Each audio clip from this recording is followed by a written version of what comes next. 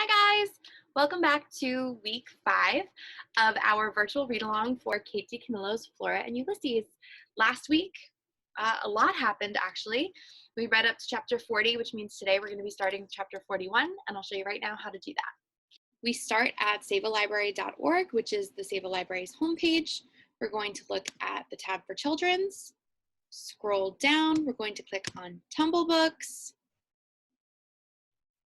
ebooks, and then we're going to scroll down. So we see Kate DiCamillo. We're going to hit Flora and Ulysses and read online. We're going to jump to our section menu. Today we're going to be starting with chapter 41. The very top of our page is cut off, but in the actual book we've discovered that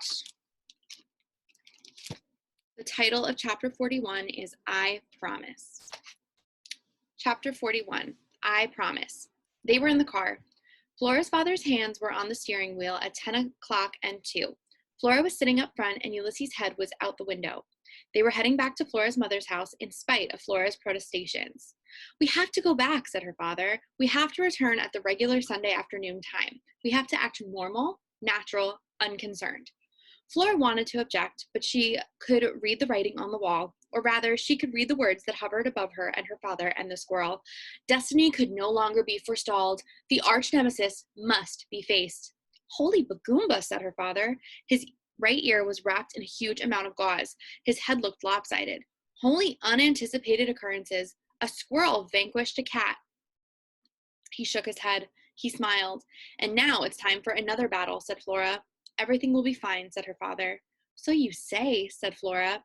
It started to rain. Ulysses pulled his head back inside the car. He looked up at Flora, and the sight of his little whiskered face calmed her somehow. She smiled at him, and the squirrel sighed happily and curled up in her lap. "When I was a girl in Blundermeason," Dr. Measham had said to Flora when they were all leaving apartment 267, "we wondered always if we would see each other again. Each day was uncertain. So to say goodbye to someone was uncertain too. Would you see them again?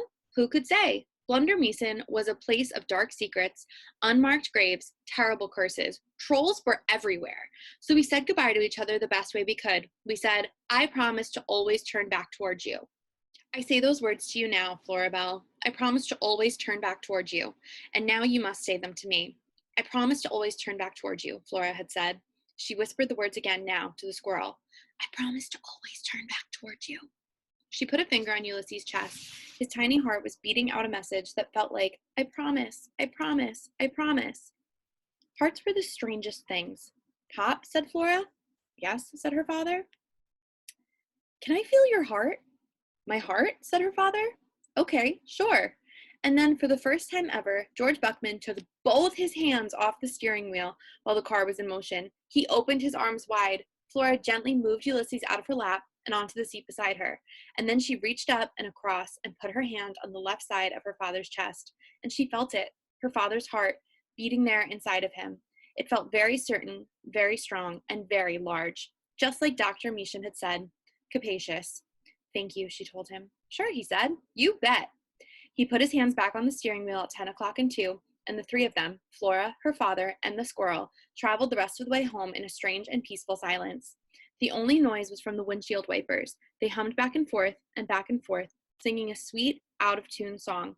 The squirrel slept, and Flora Belle Buckman was happy. And here we see Flora and her dad.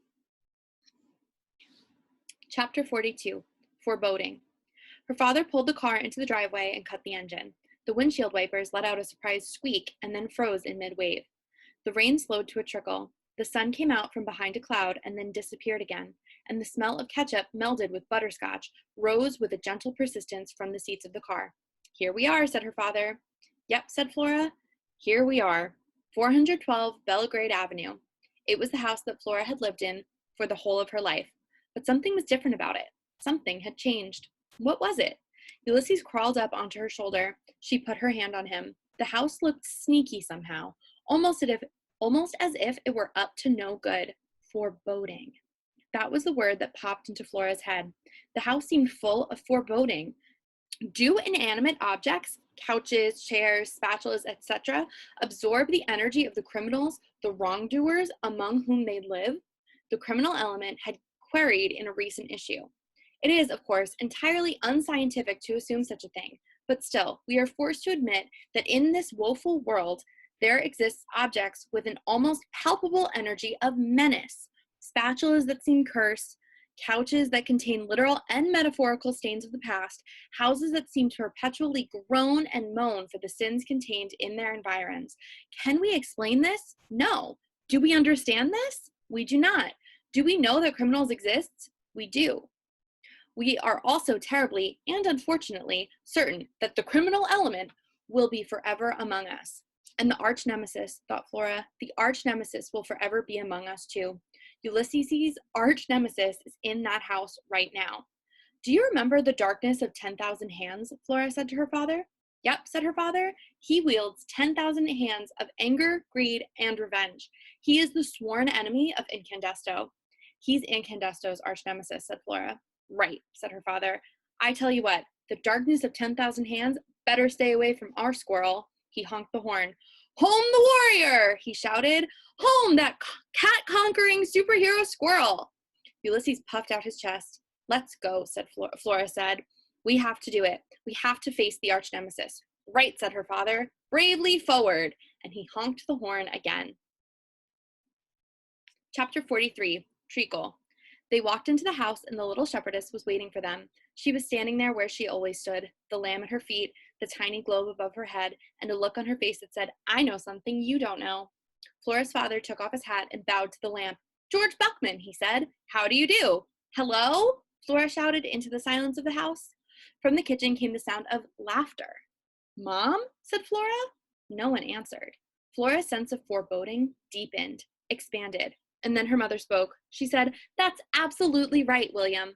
William? William? There was only one William that Flora knew. What would he be doing in the kitchen with a known arch nemesis?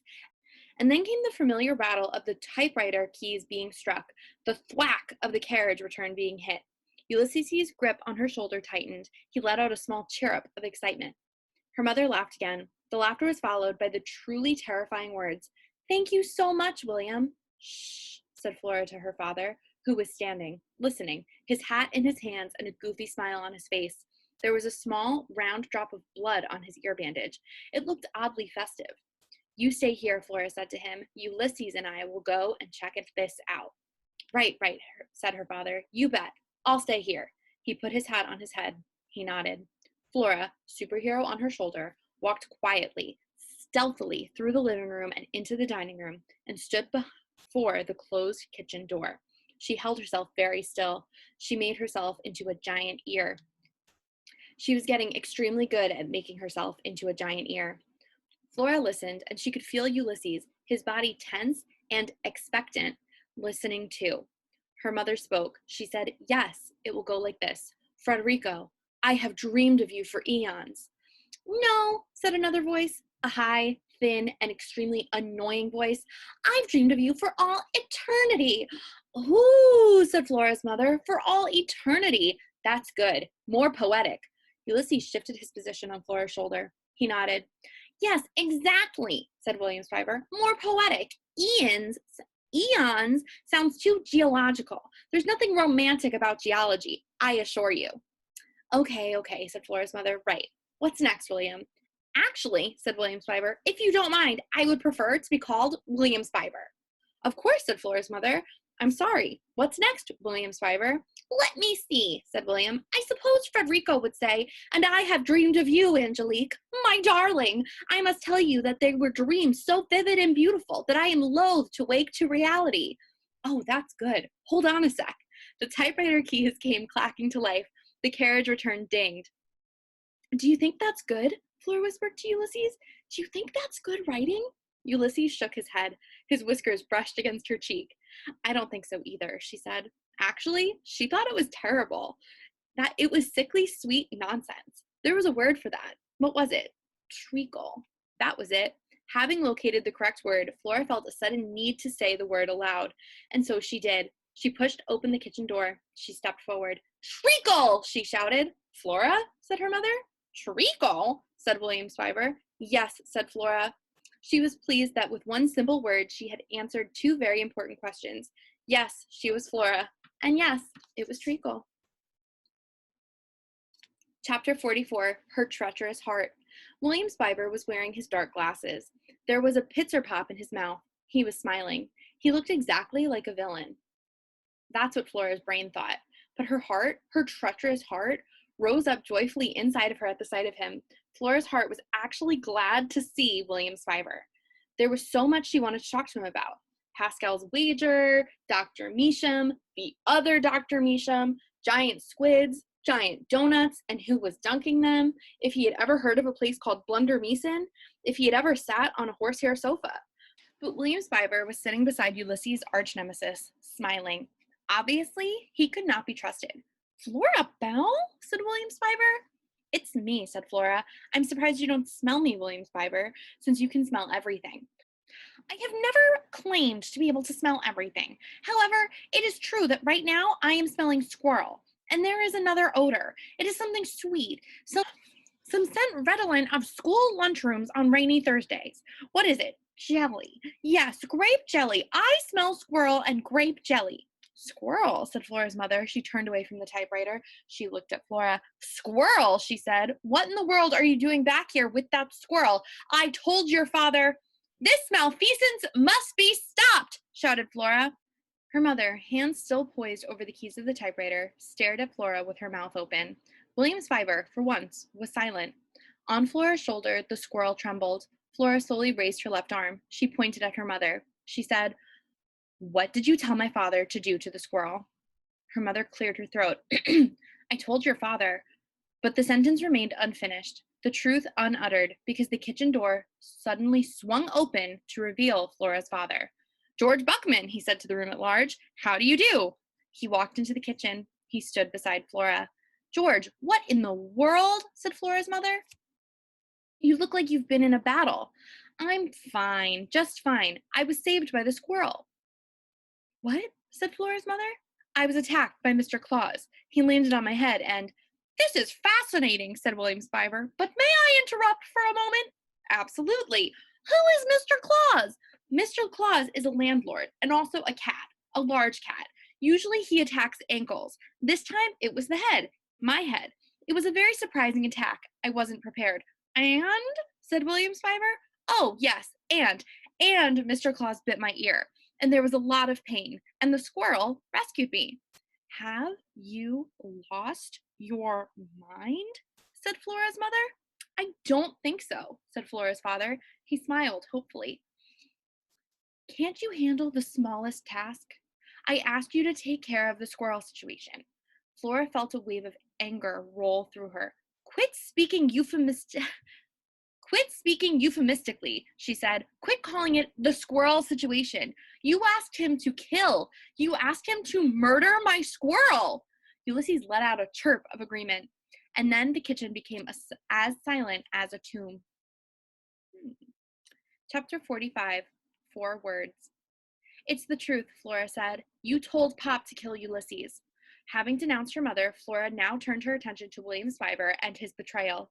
What are you even doing here, William Spiver? Why are you in the kitchen with my mother? He's assisting me with my novel. William Spiver blushed a bright and otherworldly red. I'm delighted that you find me of some assistance, Mrs. Buckman, he said. He took the pitzer pop out of his mouth and bowed in the direction of Flora's mother. I must admit that I have always had a certain facility with words, and I am terribly fond of the novel form, though my interests lie less in the area of romance and more in the speculative nature of things, science fiction, if you will, fact blended with fantasy, and extended meditation on the nature of the universe. Quarks, dwarf stars, black holes, and the like. Do you know, for instance, that the universe is expanding as we speak? Only Ulysses responded to this question. The squirrel shook his head vigorously, obviously amazed. William Spiver pushed his dark glasses up higher on his nose. He took a deep breath. Speaking of expansion, did you know that there are now something like 90 billion galaxies in the universe? In such a universe, it seems ridiculous and foolhardy to attempt a creation of one's own. But still, I persevere. I persevere. You didn't answer my question, William Spiver, said Flora. Let me try again, he said. No, said Flora, you're a traitor, and you, she wheeled and pointed at her mother, are an arch nemesis, a true villain. Flora's mother crossed her arms. She said, I'm someone who wants what's best for you. If that makes me a villain, fine. Flora took a deep breath. I'm moving in with Pop, she said. What? Said her mother. Really? Said her father. Your father, said her mother, doesn't know how to take care of himself, much less someone else. At least he doesn't wish he had a lamp for a daughter, said Flora. I feel like I'm missing something, said William Spiver. I want to live with Pop, said Flora. Really? Said her father again. Go right ahead, said her mother. It would certainly make my life easier. Make my life easier. Those 4 words, so small, so simple, so ordinary, came flying at Flora like enormous slabs of stone. She actually felt herself tip sideways as they hit her. She put up a hand and held on to Ulysses. She used the squirrel to steady herself. Do not hope, she whispered. But she wasn't sure what it was she wasn't hoping for. All she knew was that she was a cynic, and her heart hurt. Cynics' hearts weren't supposed to hurt. William Spiver pushed back his chair. He stood. Mrs. Buckman, he said, perhaps you would like to retract those last words. They seem unnecessarily harsh. Flora's mother said nothing. William Spiver remained standing. Okay then, he said, I will speak. I will attempt yet again to make myself clear. He paused. The only reason I am here, Flora Belle, is that I came looking for you. You were gone a long time, and I missed you, and I wondered if you had returned, and I came to find you. Flora closed her eyes. She saw nothing but darkness, and into this darkness slowly swam the other Dr. Meacham's giant squid, moving sadly along, flailing its 8 lonely and enormous arms. I came to find you. What was it with William Spiver and the words he said to her? Why did they make her heart squinch up? Seal blubber, said Flora.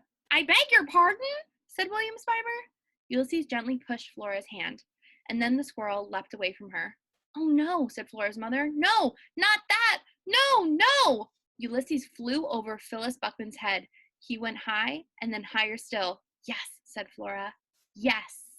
Okay, so that is the end of that chapter. And now we're going to jump back to our section menu and pick the next section.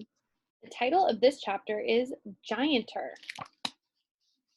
He flew because he was a superhero, and he was coming to the rescue. He was cheering up Flora. William Spiver said that the universe was expanding, but that means there will be more of everything. More cheese puffs, more jelly sandwiches, more words, more poems, more love, and more giant donuts. Maybe even gianter donuts. Is gianter a word?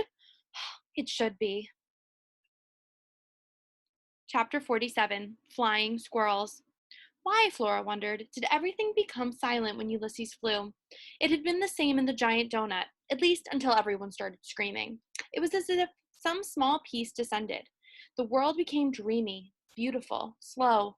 Flora looked around her. She smiled. The sun was shining into the kitchen, illuminating everything. Ulysses' whiskers, the typewriter keys, her father's upturned and smiling face, and her mother's astonished and disbelieving one. Even William Spiver was illuminated, his white hair glowing like a wild halo. What is it? Said William Spiver. What's going on? Flora's father laughed. Do you see, Phyllis? Do you?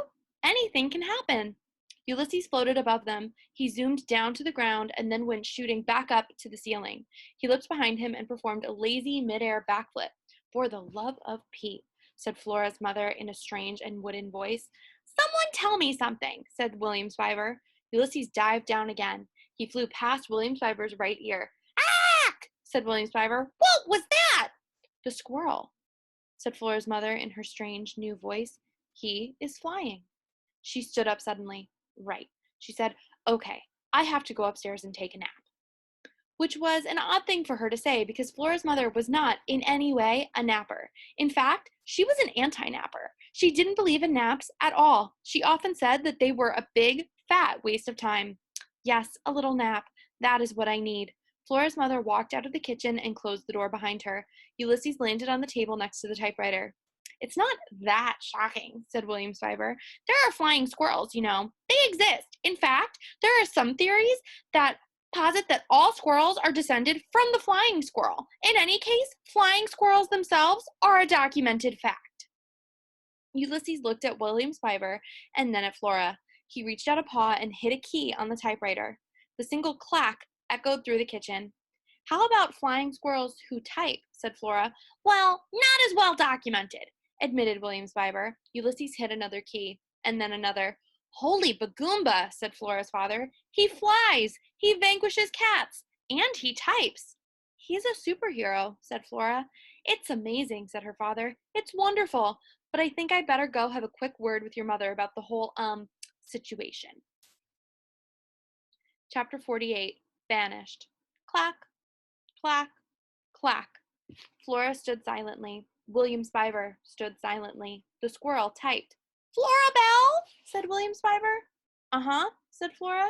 I wanted to make sure you were still here. Where else would I be? Well, I don't know. You did say that you were moving out. My mother wants me to leave, said Flora.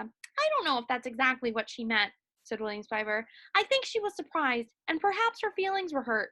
She certainly didn't express herself very well. Shocking, really, that a romance novelist could be so inept at the language of the heart. Clack, clack, clack. Ulysses had a look of deep and supreme satisfaction on his face. She said it would be easier without me, said Flora. Yes, well, said William Spiver. He pushed his glasses back up on his nose. He pulled out a chair and sat down again at the kitchen table. He sighed a deep sigh. My lips are numb, said Flora. I know that feeling, said William Spiver. Having suffered through several traumatic episodes myself, I am very familiar with the bodily manifestations of grief. What happened to you? Asked Flora. I was banished. Banished? It was a word that Flora could feel in the pit of her stomach, a small, cold stone of a word. Why were you banished? I think the more relevant question would be, who banished me? Okay, said Flora. Who banished you? My mother, said William Spiver. Flora felt another stone fall to the bottom of her stomach. Why? She said. There was an unfortunate incident involving my mother's new husband, a man who is not my father, a man who bears the idiotic appellation Tyrone. Where's your father? Said Flora. He died. Oh. One more stone sank to the bottom of Flora's stomach. My father, my real father, was a man of great humanity and intelligence, said William Spiver. Also, he had delicate feet, very, very tiny feet. I, too, am small of foot. Flora looked at William Spiver's feet. They did seem extremely small. Not that that is particularly relevant information. In any case, my father was a man who could play the piano wonderfully well. He had an in-depth knowledge of astronomy. He liked to consider the stars. His name was William. But he's dead, and now my mother is married to a man named Tyrone, who does not have delicate feet, and who is supremely unaware that there are stars in the sky. The mysteries of the universe mean nothing to him. He sold my father's piano. He is a man who refuses to call me William. Instead, the man refers to me as Billy. My name, as you know, is not now, nor has it ever been, nor will it ever be, Billy. I took issue with being